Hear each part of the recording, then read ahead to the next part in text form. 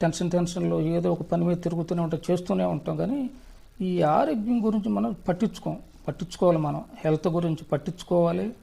మంచిగా ప్రతిరోజు ఏదో ఒకటి ఆకు అలమో ఏదో ఒకటి తాగుతూ ఉండాలి, తింటూ ఉండాలి. ఫ్రూట్స్, కాయలు, పండ్లు ఏదో ఒకటి తింటేనే కొంచెం ఆరోగ్యంగా ఉంటాం. సో చూసారా, మనకి చక్కని ఫ్రెష్ ఆరెంజ్ జ్యూస్ రెడీ అయిపోయింది. తాగాలి. ఇంకా మంచిగా చవకంటే చవకే, pure original orange juice ready.